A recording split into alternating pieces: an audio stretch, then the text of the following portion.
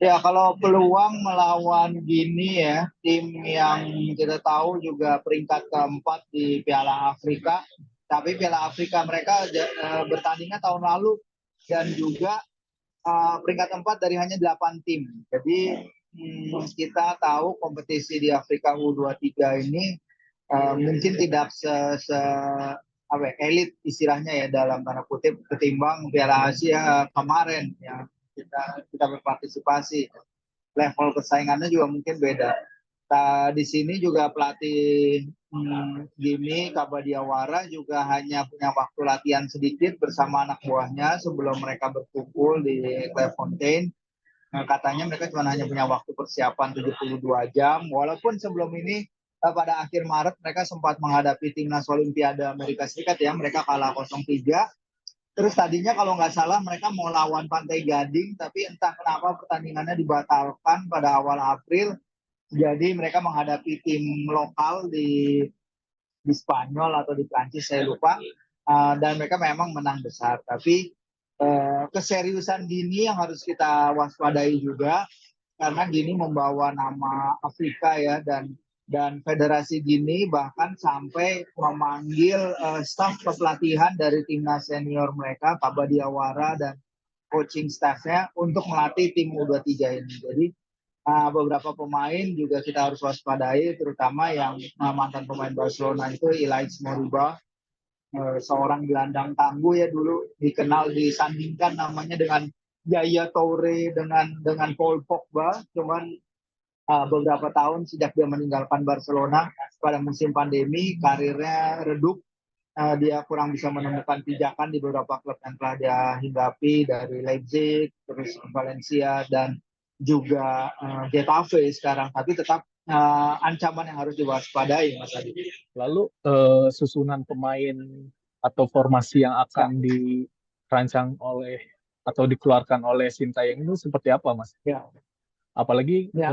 pemain seperti Justin Hapner, Rizky Ridho itu kan sudah dipastikan tidak bisa ikut dalam Ya, pertandingan, ya, Mas? kalau kita lihat, memang 11 pertama coaching tuh biasanya sudah default ya. Maksudnya kalaupun ada pergantian paling satu dua pemain aja. Nah, Shin juga udah pernah bilang ini di salah satu konferensi pers di Piala Asia ini, bahwa memang opsinya nggak semewah tim lain, nggak semewah Uzbekistan, nggak semewah Korea Selatan yang bisa mengganti para personel mereka, melakukan 5-6 perubahan setiap laganya.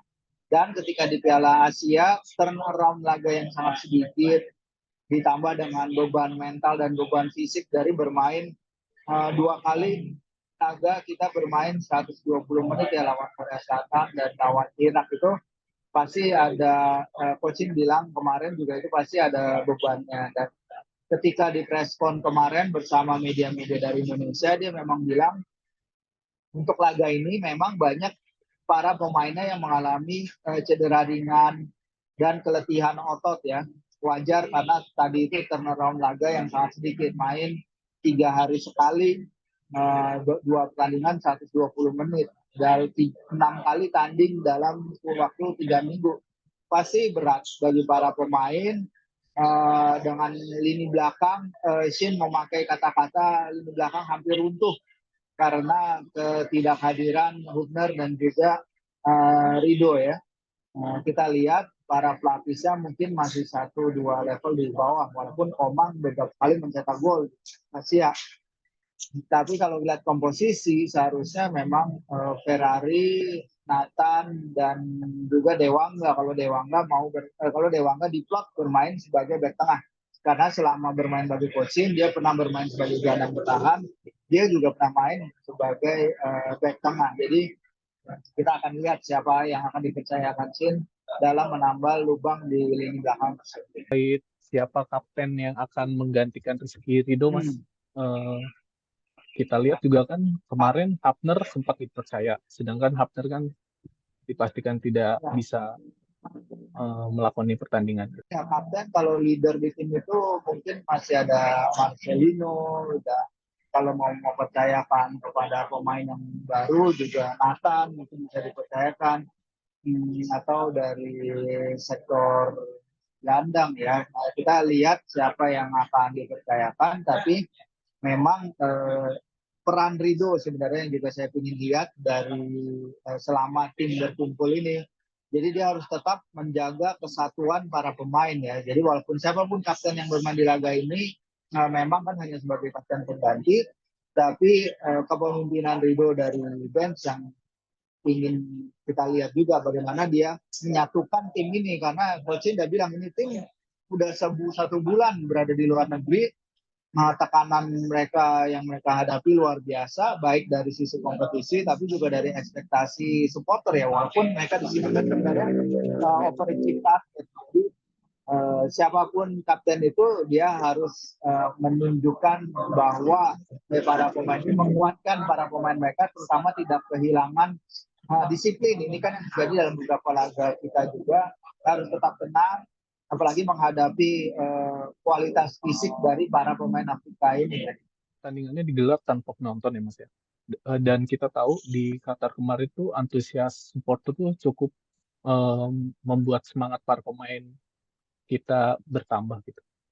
Nah, ini impact-nya apa ya Mas ya buat pertandingan nanti?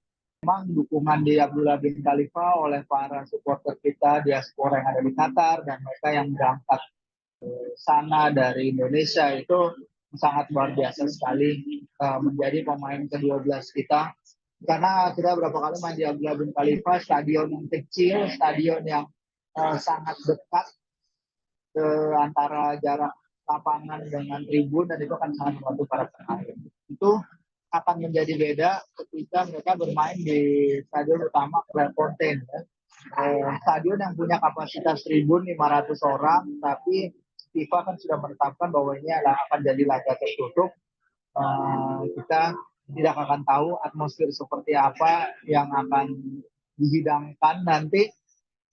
Bisa jadi komunikasi para pemain akan lebih bagus, bisa jadi tekanan lepas kepada mereka, bisa jadi juga mereka tidak mendapatkan injeksi adrenalin itu biasa mereka dapatkan dari para supporter yang hadir.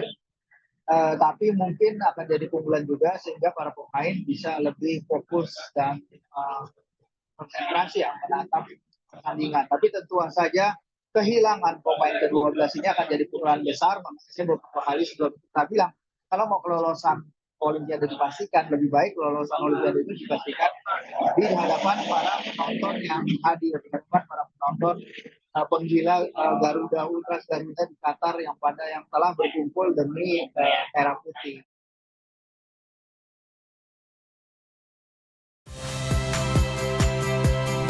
Saya Rahmat Ibrahim. Saksikan program-program Kompas TV melalui siaran digital, pay TV, dan media streaming lainnya. Kompas TV, independen, terpercaya.